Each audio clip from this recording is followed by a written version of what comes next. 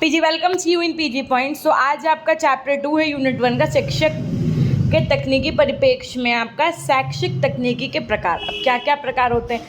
कल आपने सबसे पहले किसके विषय में पढ़ा था? शिक्षा के विषय में, कहाँ से लिया गया शब्द, किस धातु से मिल करके बनाया। फिर आपने तकनीकी के विषय में पढ़ा, वो शब्द का अंग्रेजी अभिप्राय क्या था, किससे मिल करके बना था, कौन सी भाषा से लिया गया था। ये सब क्वेश्चन आपके इंपॉर्टेंट बनते हैं ना। फिर उसके बाद में शैक्षिक तकनीकी क्या होती थी ये जाना आपने। आज आप पढ़ेंगे शैक्षिक तकनीकी के प्रकार क्या होते हैं। तो आइए जानते हैं कि क्या है इम्पोर्टेंट और क्या है आपको पढ़ना। ठीक है, बहुत जल्द हम इसके आपको MCQs को तो करवाएंगे ही करवाएंगे, साथ में हम आपको एप्लीकेशन पे कम से कम 250 से 300 क्वेश्चंस की एक पेड PDF देंगे। ठीक है, जिसमें हम कुछ इंपॉर्टेंट आपकी जो थ्योरी का पोर्शन होगा थोड़ा बहुत सा वो रख देंगे, बाकी 250 से 300 क्वेश्चन होंगे आपके जो कि MCQs पैटर्न पे होंगे। और इस बार क्वेश्चन जैसे MCQs पे होता है ना, 4 ऑप्शन देके, तो वो भी रखेंगे जिसमें आप ऑप्शन देख करके वहाँ पे कंफ्यूज ना हो, है ना। लेकिन अभी नहीं, 1-2 दिन रुक जाइए, बस 1-2 दिन काम चल रहा है।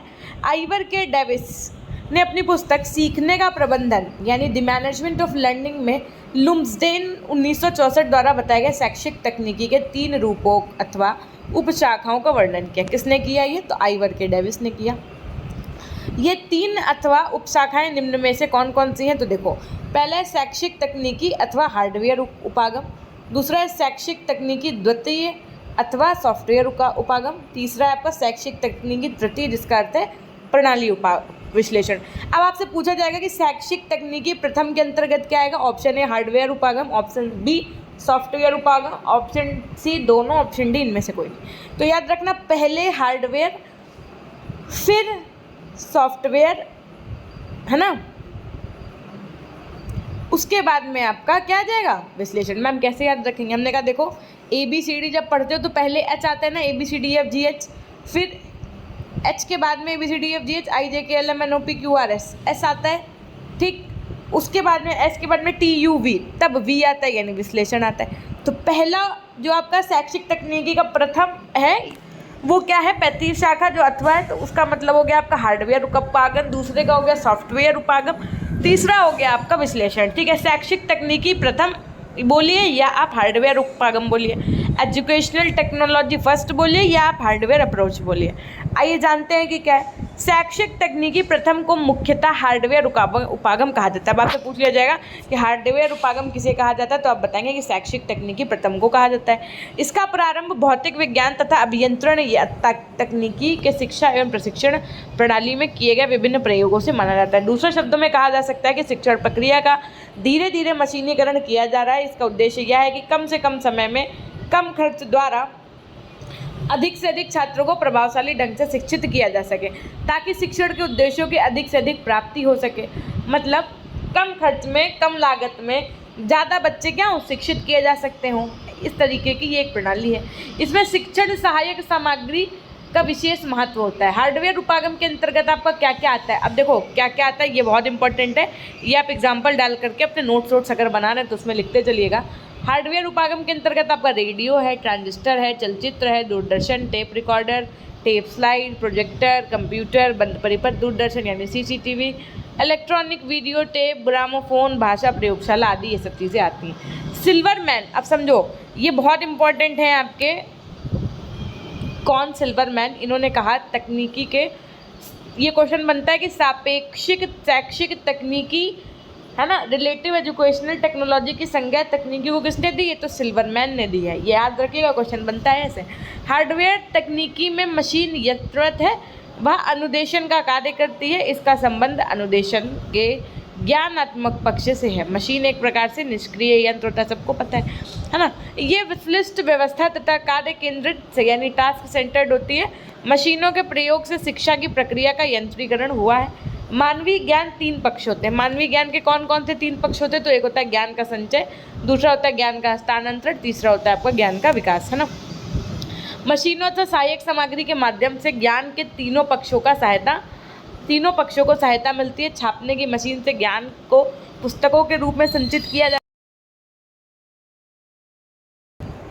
तथा पुस्तकालयों में उनको रखा जाता है। टेप रिकॉर्डरों तथा फिल्म द्वारा अधिक ज्ञान संचित किया जाता है। ज्ञान के प्रसार हस्तांतरण में रेडियो, टेलीविज़न एवं माइक का सहारा भी लिया जाता है, जिससे असंख्य छात्रों को घर बैठे ही लाभ होता है। पत्राचार पाठ्यक्रम द्वारा शिक्षा तथा खुले यानी मुक्त विश्वविद्यालय, ओपन यूनिवर्सिटी भी शैक्षिक तकनीकी प्रथम के माध्यम से संभव हो सके। ज्ञान के विकास के लिए आंकड़ों का संकलन तथा उनका विश्लेषण किया जाता है। इसके लिए शोधकर्ता मशीन व कंप्यूटर आदि का प्रयोग करते हैं। इस प्रकार हम देखते हैं कि ज्ञान के 3 पक्षों में अब मशीनों का प्रयोग होने लगा है। इस प्रकार शिक्षण की प्रक्रिया का यांत्रिकरण हो गया है। शिक्षण की प्रक्रिया को, इस यांत्रिकरण को ही शैक्षिक तकनीकी प्रथम या हार्डवेयर उपागम कहा जाता है। कुल मिला के मशीनों का प्रयोग कब कहाँ होने लगा है? शिक्षा के क्षेत्र में होने लगा है। तो एक तरीके से हार्डवेयर का प्रयोग किस क्षेत्र में होने लगा? शिक्षा के क्षेत्र में। तो शिक्षण की इसी प्रक्रिया के इस यांत्रिकरण को ही शैक्षिक तकनीकी प्रथम या हार्डवेयर उपागम कहा जाता है। डेविस के अनुसार यदि बात की जाए तो डेविस का मानना है कि हार्डवेयर उपागम शिक्षण प्रक्रिया का क्रमशः मशीनीकरण करके शिक्षा के द्वारा कम खर्च तथा कम समय में ज़्यादा से ज़्यादा बच्चों को शिक्षित करने का प्रयास है ना। डेविस ने ये बात कही थी। इसमें प्रयोग किए जाने वाले दृश्य श्रव्य उपकरण का वर्गीकरण इस प्रकार किया गया। पहला होता है आपका श्रव्य उपागम। देखो बेटा, श्रव्य उपागम का मतलब होता है जिन्हें आप सिर्फ सुन सकते हैं, आप उसको देख नहीं सकते, बोल नहीं सकते, है ना। दृश्य उपागम जैसे जिसमें आप सिर्फ देख सकते हैं। दृश्य श्रव्य उपागम क्या होता है? जिसमें आप देख भी सकते हैं, सुन भी सकते हैं। श्रव्य उपागम की यदि मैं बात करूं तो जैसे आपका रेडियो, क्या रेडियो में आप कोई पिक्चर देख पा रहे हो? नहीं, है ना। रेडियो सिर्फ सुन सकते हैं, जैसे पहले के लोग समाचार है ना, ये सब चीज़ें। जैसे आपका रेडियो है, ट्रांजिस्टर है, टेप रिकॉर्डर है, शिक्षण मशीन, ये सब क्या है? आपके श्रव्य उपागम। दृश्य उपागम की यदि मैं बात करूं तो आपका जैसे प्रोजेक्टर हो गया, है ना, एपीडियास्कोप हो गया, फिल्म स्ट्रिप्स हो गया, स्लाइड्स हो गया, कंप्यूटर हो गया, ये आपका दृश्य श्रव्य उपागम, दृश्य उपागम हो गया। अगर दृश्य और श्रव्य उपागम दोनों की बात कीजिए तो फिल्म, दूरदर्शन, वीडियो टेप आपके दृश्य श्रव्य उपागम हो जाएंगे। ठीक है। शैक्षिक तकनीकी द्वितीय अथवा सॉफ्टवेयर उपागम, अभी आपने पहली पढ़ ली हार्डवेयर, दूसरी क्या होती है आपकी? सॉफ्टवेयर से रिलेटेड, है ना। आइए जानते हैं ये क्या है। सबसे अच्छा एग्जाम्पल अगर आपको इसका याद रखना है तो वो है, जैसे हम आपसे कहते हैं कि पीडीएफ के लिए आप पीजी पॉइंट ऐप इंस्टॉल कर लो, तो वो क्या है? एक तरीके का एप्लीकेशन सॉफ्टवेयर है। कहाँ काम आ रहा है? शिक्षा के क्षेत्र में काम आ रहा है ना। तो कहीं ना कहीं वो इसका एग्जाम्पल आप ले सकते हैं। इसे शैक्षिक तकनीकी द्वितीय अथवा सॉफ्टवेयर उपागम कहा जाता है। इसको अनुदेशन या तकनीकी यानी इंस्ट्रक्शनल टेक्नोलॉजी, शिक्षण तकनीकी तथा व्यवहार तकनीकी भी कहते हैं। अब याद रखिएगा कि इसको और क्या क्या कहते हैं। पहला तो इसको सॉफ्टवेयर उपागम कहते हैं, दूसरा अनुदेशन तकनीकी कहते हैं, तीसरा शिक्षण तकनीकी तथा व्यवहार तकनीकी भी कहा जाता है। किसको कहा जाता है? शैक्षिक तकनीकी द्वितीय यानी सॉफ्टवेयर उपागम को। ठीक है। इस तकनीकी का इस तकनीकी का जो बेस है, जो आधार है, वो मनोविज्ञान है, इसलिए इसे व्यवहार प्रणाली या व्यवहार तकनीकी के नाम से भी जानते हैं। अगर पूछ लिया जाए प्रश्न में कि इस तकनीकी को व्यवहार प्रणाली क्यों कहा जाता है, ऑप्शन ए इसका संबंध मनोविज्ञान से, ऑप्शन बी इसका संबंध समाजशास्त्र से, ऑप्शन सी इसका संबंध दर्शन शास्त्र से है, या फिर ऑप्शन डी इनमें से सभी। तो आप क्या लगाएंगे? ऑप्शन जिसमें आपका ये बताया गया था कि इसका संबंध मनोविज्ञान से है ना। शैक्षिक तकनीकी प्रथम में मशीनों का प्रयोग किया जाता है, जैसा आपने देखा है ना, जबकि शैक्षिक तकनीकी द्वितीय में शिक्षण और सीखने के मनोवैज्ञानिक सिद्धांतों का प्रयोग किया जाता है, जिससे छात्रों में व्यवहार में अपेक्षित परिवर्तन किया जा सकता है। शिक्षण में पाठ्यवस्तु के कुछ निश्चित उद्देश्यों की प्राप्ति हेतु शिक्षक विभिन्न प्रकार की विधियों, प्रविधियों, नीतियों तथा युक्तियों का प्रयोग करके छात्रों को सीखने का अनुभव प्रदान करता है, जिससे कि उनका व्यवहार में अपेक्षित परिवर्तन हो सके। बीएफ स्किनर के अनुसार यदि बात की जाए तो इन्होंने शैक्षिक तकनीकी द्वितीय को व्यवहारात्मक तकनीकी पर आधारित माना है, तथा आर्थर मिल्टन का मानना है क्या है कि शैक्षिक तकनीकी अधिगम के मनोविज्ञान पर आधारित है। ये सब आप लोग नोट डाउन करिएगा, मोस्ट इंपॉर्टेंट है ना। और यह अनुभव प्रदान करके वांछित व्यवहार परिवर्तन की प्रक्रिया को प्रारंभ करती है। आप एक काम या तो ये कर लिया करो, जब हम ये कहा करें इंपॉर्टेंट है तो उसका स्क्रीनशॉट ले लिया करो, जब आप अपने नोट्स वगैरह बनाया करो तो उसमें मेंशन कर लिया करो ना उस चीज़ को। जॉन पी डेसिको के अनुसार बताया गया कि व्यवहार प्रणाली सीखने के मनोविज्ञान का वैज्ञानिक रीति से व्यवहारिक समस्याओं के में प्रयोग से है। इस तकनीकी का संबंध शिक्षण के सिद्धांतों, शिक्षण की विधियों, प्रविधियों, उद्देश्यों और व्यवहारिक रूप में लिखने, अनुदेशन प्रणाली के पुनर्बलन तथा पृष्ठपोषण की युक्तियों तथा मूल्यांकन से होता है। इस प्रकार इस तकनीकी में अदा, प्रक्रिया एवं प्रदा तीनों पक्षों को विकसित करने का प्रयास किया जाता है। अंततः हम कह सकते हैं कि तकनीकी एवं मशीन उपक्रम जैसे आपका रेडियो, टेलीविज़न, शिक्षण मशीन आदि जो कठोर उपागम है, उसके माध्यम से प्रयोग में लाई जाने वाली शिक्षण सामग्री, अभिक्रमित अनुदेशन सामग्री, शिक्षण विधियों, युक्तियों आदि मृदु अथवा सॉफ्टवेयर उपागम है। मृदु उपागम तकनीकी के माध्यम से नवीन विशिष्ट शिक्षण प्रविधियों, तकनीकी युक्तियों एवं व्यू रचनाओं का निर्माण एवं विकास किया जाता है। ये तकनीकी शिक्षण अधिगम प्रक्रिया को रुचिकर, सरल, प्रभावशाली तथा मृदुल बनाती है, इसलिए इसे मृदु उपागम नाम भी दिया गया। हार्डवेयर तथा सॉफ्टवेयर उपागमों के उपयोग के सिद्धांत की यदि बात करूं मैं, तो इन दोनों उपागमों में शिक्षण प्रक्रिया के प्रभावशाली बनाने हेतु निम्नलिखित सिद्धांतों पर बल दिया जाता है। पहला है आपका सरलता का सिद्धांत। आप समझ लीजिए ये सब आपके सिद्धांत इंपॉर्टेंट है। प्रिंसिपल्स ऑफ सिंप्लिसिटी, हार्डवेयर अथवा सॉफ्टवेयर उपागमों का सरल होना चाहिए जिससे शिक्षक उस उपागम का प्रयोग पूरी सावधानी के साथ प्रभावशाली ढंग से यानी इफेक्टिव मेथड से करने में समर्थ हो सके। चयन का सिद्धांत, प्रिंसिपल्स ऑफ सिलेक्शन की यदि बात की जाए तो इस उपागम में छात्रों के लिए प्रेरक होने चाहिए, मतलब मोटिवेटर्स होने चाहिए। हार्डवेयर के चयन के समय उसकी गुणवत्ता, लोकप्रियता, प्रतिष्ठा, टिकाऊपन और उसके मूल्य पर ध्यान भी दिया जाना चाहिए। स्व तैयारी का सिद्धांत की यदि बात की जाए तो हार्डवेयर अथवा सॉफ्टवेयर उपागमों का प्रयोग से पूर्व अपनी सारी तैयारी कर लेनी चाहिए। उद्देश्य के सिद्धांत की यदि मैं बात करूं, प्रिंसिपल ऑफ ऑब्जेक्टिव्स की यदि मैं बात करूं, तो हार्डवेयर अथवा सॉफ्टवेयर उपागम के चयन के समय शिक्षण अधिगम की परिस्थितियां, छात्रों की आवश्यकताओं, विषय वस्तु की प्रकृति तथा विद्यालय परिवेश में उनकी उपलब्धता के आधार पर किया जाना चाहिए। उपयोगिता के सिद्धांत की यदि मैं बात करूं तो उसी उपागम का चयन किया जाए जो अधिक उपयोगी, रोचकता में वृद्धि करने वाला, छात्रों को अधिगम के प्रति विप्रेरित करने वाला तथा आवश्यकता के अनुकूल हो। ठीक है। उपलब्धता के सिद्धांत की यदि बात करूं मैं तो सॉफ्टवेयर की उपलब्धता में उसकी विषय वस्तु से संबद्धता, प्रभावशीलता, उपयोगिता तथा आसानी से उपलब्ध होने वाली होनी चाहिए। उसी प्रकार हार्डवेयर भी कठिनाई से उपलब्ध होने वाला नहीं होना चाहिए। बचत का सिद्धांत क्या कहता है कि जिस उपागम में हमें प्रयोग करना है वह अत्यधिक महंगा नहीं होना चाहिए तथा उसके प्रयोग द्वारा कम से कम समय में अधिक से अधिक कार्य किया जाना चाहिए। ये आपका होता है क्या, प्रिंसिपल्स ऑफ इकोनॉमी। शैक्षिक तकनीकी का तृतीय अथवा प्रणाली उपागम जिसे आपने कहा है वो क्या है तो समझो, एजुकेशनल टेक्नोलॉजी थर्ड और सिस्टम अप्रोच, है ना। तो द्वितीय विश्व युद्ध के पश्चात एक नवीन प्रबंध तकनीकी यानी मैनेजमेंट टेक्नोलॉजी का जन्म हुआ। कब हुआ तो द्वितीय विश्व युद्ध के बाद हुआ, जिसने प्रबंध, प्रशासन, व्यापार, उद्योग, सेना संबंधी समस्याओं के संबंध में निर्णय लेने के लिए वैज्ञानिक आधार प्रदान किए। इसे शैक्षिक तकनीकी का तृतीय या प्रणाली विश्लेषण कहा गया।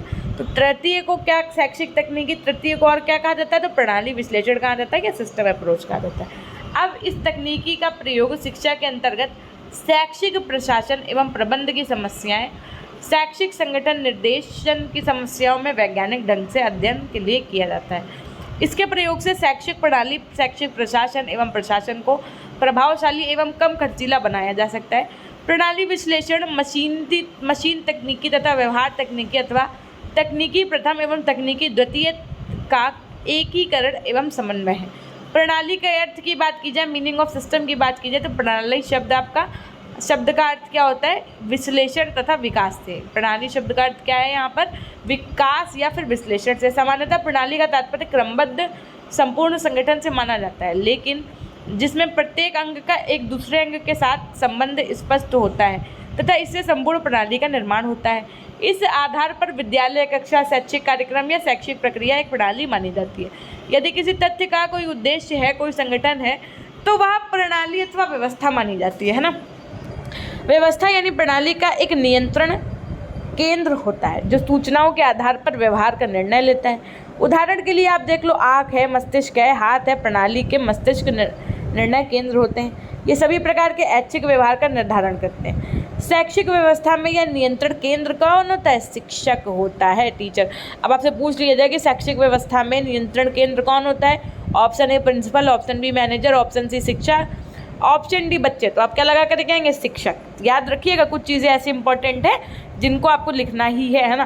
प्रणाली उपागम का अर्थ क्या है, मीनिंग ऑफ सिस्टम अप्रोच की यदि बात करें तो प्रणाली यानी विश्लेषण अथवा उपागम शब्द अनेक संदर्भों में प्रयुक्त किया जाता है। अधिकांश विद्वान ये मानते हैं कि इस प्रणाली में समस्या समाधान निहित होती है। सामान्य अर्थों में प्रणाली उपागम एक ऐसी प्रक्रिया है जिसके द्वारा किसी संगठन की आवश्यकताओं की पहचान की जाती है, समस्या का चयन किया जाता है, समस्या समाधान की आवश्यकताओं को पहचाना जाता है, उनके वैकल्पिक तरीकों में से परिस्थितियों का चयन किया जाता है, साधन प्राप्त किए जाते हैं तथा उनको उपयोग में लाया जाता है, परिणामों का मूल्यांकन किया जाता है तथा प्रणाली में आवश्यक संशोधन भी किए जाते हैं, यानी चेंजमेंट भी किए जाते हैं, जिससे कि संगठन या प्रणाली की आवश्यकता पूर्ण हो सके। वास्तव में प्रणाली उपागम एक प्रकार से तार्किक यानी लॉजिकल समाधान प्रक्रिया है जो प्रमुख शिक्षा समस्याओं की पहचान तथा उनका समाधान करती है। यह एक उपकरण यानी टूल है शिक्षा की आवश्यक उपलब्धियों को अधिक प्रभावपूर्ण तथा कुशलतापूर्वक प्राप्त करने के लिए विचार करने का तरीका है। ये चिंतन का एक तरीका है जो समस्या की पहचान व उसका समाधान करती है। शैक्षिक प्रशासन के क्षेत्र में प्रणाली विशेषण प्रशासक की समस्याओं के संबंध में निर्णय लेने के लिए वैज्ञानिक एवं परिमाणात्मक आधार प्रदान करती है। शिक्षा के क्षेत्र में प्रणाली विश्लेषण में क्रमबद्ध रूप में नियोजन व्यवस्था, कार्यान्वयन, मूल्यांकन तथा पुनर्वलोकन आदि क्रियाएं सम्मिलित होती हैं। प्रणाली उपागम के अनुसार शिक्षण अधिगम प्रक्रिया क्रम के अंगों के मध्य एक प्रकार का आदान प्रदान, संचार तथा नियंत्रण मात्र है। शिक्षक संचार एवं नियंत्रण करने वाला यंत्र है। प्रणाली उपागम के प्रमुख तत्व कौन कौन से होते हैं आपका? सबसे पहला इनपुट, फिर प्रोसेस, फिर आउटपुट और एनवायरमेंटल कॉन्टेक्स्ट। 4 यानी कि कौन कौन से हैं? अदा, प्रक्रिया, प्रदा और पर्यावरण संदर्भ। इनपुट की बात की जाए तो अदा यानी इनपुट से तात्पर्य उन सभी व्यवहारों या क्षमताओं से हैं जो किसी शैक्षिक व्यवस्था में शिक्षण कार्य प्रारंभ करते समय शिक्षक एवं छात्र के माध्यम से प्राप्त होती है। प्रक्रिया यानी प्रोसेस, ये उन तात्पर्य या उन सभी कार्यों से है जिनकी सहायता से अदा में परिवर्तन किया जाता है ना। प्रदा से तात्पर्य उस व्यवहार से है जिसे प्राप्त करने के लिए प्रणाली का निर्मित किया जाता है। पर्यावरण संदर्भ क्या है कि पर्यावरण संदर्भ से अभिप्राय भौतिक और सामाजिक परिवेश संबंधी उन परिस्थितियों, तत्वों और सीमाओं से है जिनके अंतर्गत एक प्रणाली कार्य करती है। प्रणाली उपागम के सोपान की यदि बात की जाए तो कौन कौन से होते हैं? सबसे पहला आपका प्रणाली विश्लेषण यानी सिस्टम एनालिसिस, प्रणाली प्रारूप एवं विकास यानी सिस्टम डिजाइन एंड डेवलपमेंट, प्रणाली संचालन एवं मूल्यांकन यानी सिस्टम ऑपरेशन एंड इवैल्यूएशन। तो प्रणाली उपागम का शिक्षा में उपयोग क्या है भाई? तो इस प्रणाली में शैक्षिक प्रक्रिया संबंधी प्रारूप के निर्माण करने में सहायता मिलती है। प्रणाली उपागम शिक्षण के नियोजन में प्रयोग की जाती है। अनुदेशन देने के लिए शिक्षक को 2 महत्वपूर्ण कार्य भी करने पड़ते हैं। अनुदेशन का नियोजन यानी प्लानिंग ऑफ इंस्ट्रक्शन, अनुदेशन का कार्यान्वयन यानी इम्प्लीमेंटेशन ऑफ इंस्ट्रक्शन। इस प्रकार इस प्रणाली को शिक्षण की व्यवस्था, विश्लेषण, निर्देशन, नियोजन, व्यवस्था अथवा विकास आदि के लिए अपनाया जा सकता है। प्रणाली उपागम सीखने तथा शिक्षण व्यवस्था संबंधी समस्याओं के समाधान की एक वैज्ञानिक विधि है। यह सीखने के व्यवहारों को नियंत्रित करने की एक वस्तुनिष्ठ विधि है। इस परीक्षा प्रणाली के प्रारूप के निर्माण में प्रयोग किया जा सकता है। इसे शिक्षा के प्रतिमान का निर्माण में भी प्रयोग किया जा सकता है। नवीन शैक्षिक प्रतिमान के निर्माण में भी सहायक हो सकती है। प्रणाली उपागम शैक्षिक सामग्री की तैयारी, शैक्षिक वातावरण के नियंत्रण तथा प्रबंध में काफ़ी सहायक सिद्ध भी हुई है। ठीक है, अब देखो ज़रा, ये जो है तीनों का कंपेयर कर दिया गया, जितना भी हमने आपको पढ़ाया ये उसका पूरा कंपैरिजन है ना। और उसके बाद देखो, चलो पढ़ाते हैं पहले हम आपको इसको। शैक्षिक तकनीकी का कठोर, मधुर और प्रणाली उपागम में तुलना। तो सबसे पहले तुलनात्मक बिंदु मतलब किस बेसिस पे, देखो हम थोड़ा सा जूम करते हैं जिसमें आपको क्लियर दिखे। सबसे पहले हम लोग कंपेरेटिव पॉइंट पढ़ लेते हैं, मतलब कि इस बेसिस पे हम तीनों को क्या करेंगे, डिफाइन करेंगे या कंपेयर करेंगे। सबसे पहले महत्व, किसका ज़्यादा महत्व है? हार्डवेयर उपागम की बात अगर हम करें तो डेविड के अनुसार भौतिक विज्ञान पर आधारित या मशीन उपागम शिक्षण एवं प्रशिक्षण को प्रभावशाली एवं सार्थक रूप प्रदान करती है। आर्थर मिल्टन के अनुसार अब सॉफ्टवेयर उपागम की बात की जाए तो ये तकनीकी सीखने के मनोविज्ञान पर आधारित है तथा अनुभव प्रदान करके छात्रों में अपेक्षित व्यवहार परिवर्तन की प्रक्रिया का शुभारंभ करती है। यदि हम प्रणाली उपागम की बात करें तो प्रणाली उपागम के अनुसार शिक्षण अधिगम प्रक्रिया क्रम के अंगों के मध्य एक प्रकार का आदान प्रदान, संचार तथा नियंत्रण मात्र है। शिक्षक संचार एवं नियंत्रण करने वाला यंत्र है। प्रकार की बात करें तो इसे तकनीकी का प्रथम कहते हैं और सॉफ्टवेयर वाले को द्वितीय कहते हैं और प्रणाली उपागम को तृतीय कहते हैं। यह व्यवस्था तकनीकी उपागम है। ठीक है, उसके बाद में आवश्यकता की बात करें तो यह तकनीकी शिक्षण कौन सा, हार्डवेयर की बात की जाए अगर पहले वाले की, तो ये तकनीकी शिक्षण एवं प्रशिक्षण के लिए अत्यंत आवश्यक मानी जाती है। हार्डवेयर तकनीकी शिक्षण प्रक्रिया क्रमशः मशीनीकरण के द्वारा शिक्षा में कम खर्च एवं कम समय में अधिक छात्रों को शिक्षित करने में एक प्रयास है। सॉफ्टवेयर उपागम की बात की जाए तो यह तकनीकी व्यवहार प्रणाली द्वारा सीखने के मनोविज्ञान का वैज्ञानिक ढंग से व्यवहारिक समस्याओं में प्रयोग से है। सॉफ्टवेयर तकनीकी का मुख्य संबंध अभिक्रमित अनुदेशन के सिद्धांतों का शिक्षण में प्रयोग से है। प्रणाली उपागम सीखने तथा शिक्षण व्यवस्था संबंधी समस्याओं के समाधान की एक वैज्ञानिक विधि भी है। अब संबंध की बात करें जरा हम, तो इसका संबंध दृश्य श्रव्य शिक्षण में सहायक सामग्रियों के उत्पादन एवं उपयोग करने से है। उदाहरण के लिए chart, model slide, film strips, audio cassette, अत्याधुनिक उपकरण, radio, television, film projector, tape recorder, video player, शिक्षण मशीन, कंप्यूटर, मास मीडिया आदि। इसका संबंध शिक्षण अधिगम संबंधी विधियों एवं रणनीतियों का उपयोग करने से है। इसका संबंध यानी जो आपका प्रणाली उपागम है, इसका संबंध तार्किक यानी लॉजिकल समाधान प्रक्रिया से है, जो प्रमुख शिक्षा समस्याओं की पहचान तथा उनका समाधान करने से। उन्मुखीकरण की बात की जाए, ओरिएंटेशन की, तो ये उत्पाद उन्मुख उपागम है, ये प्रक्रिया उन्मुख उपागम है सॉफ्टवेयर वाला, और ये व्यवस्था उन्मुख उपागम है आपका प्रणाली वाला। प्रभाव की यदि मैं बात करूँ, इफेक्ट की यदि बात करूँ, तो ये शिक्षण को प्रभावी बनाता है हार्डवेयर वाला यानी पहला वाला। ये शिक्षण अधिगम को प्रभावशीलता एवं कार्यक्षमता को सुधारता है, कौन सा, सॉफ्टवेयर वाला। और तीसरा प्रणाली उपागम शैक्षिक सामग्री की तैयारी, शैक्षिक वातावरण के नियंत्रण तथा प्रबंधन में काफ़ी सहायक सिद्ध होता है। बस ये लास्ट है आपका जॉन पी डेसिको के अनुसार इन्होंने क्या कहा कि सॉफ्टवेयर उपागम हार्डवेयर उपागमों ने से इस प्रकार से भिन्नता रखते हैं कि शैक्षिक तकनीकी के हार्डवेयर उपागम में शिक्षण यंत्रों का प्रयोग किया जाता है, जबकि सॉफ्टवेयर उपागम में अधिगम सामग्री का प्रयोग किया जाता है। इसमें यंत्रों का प्रयोग किया जाता है, इसमें सामग्री जैसे आपका अभिक्रमित अनुदेशन सामग्री, शिक्षण अधिगम में के मनोविज्ञान पर आधारित शिक्षण अधिगम की युक्तियाँ और प्रविधियाँ। हार्डवेयर उपागम में मशीनों का प्रयोग पाठ्यवस्तु के प्रस्तुतिकरण को प्रभावशाली बनाने के लिए किया जाता है, जबकि सॉफ्टवेयर उपागमों में मशीन का प्रयोग न करके शिक्षण तथा अधिगम के सिद्धांतों के प्रयोग के आधार पर शिक्षण अधिगम को प्रभावशाली बनाने के लिए किया जाता है। ये दोनों एक दूसरे से अलग नहीं किए जा सकते, ये एक ही सिक्के के दो पहलू तथा शैक्षिक तकनीकी को बढ़ावा देते हैं, साथ ही साथ एक दूसरे के लिए पूरक भी हैं, कॉम्प्लीमेंट का काम करते हैं। तो देखो ये थी आपकी क्लास। अभी टेक्निकल टीम थोड़ा सा बिजी है, डेट्स वाई आपकी पीडीएफ अपलोड नहीं हुई है। कल से परसों तक आपकी सारी पीडीएफ अपलोड हो जाएंगी, तो उसके लिए आप पीजी पॉइंट ऐप इंस्टॉल कर लीजिए। बहुत जल्दी ही आपके लिए हम इसका पेड कोर्स भी लॉन्च करने वाले हैं इसी एप्लीकेशन पे, तो आ जाइएगा फटाफट से। एमसीक्यूज़ का पूरा पैटर्न रहेगा और कुछ इंपॉर्टेंट जो पॉइंट्स वगैरह होंगे वो रहेंगे उसमें, है ना।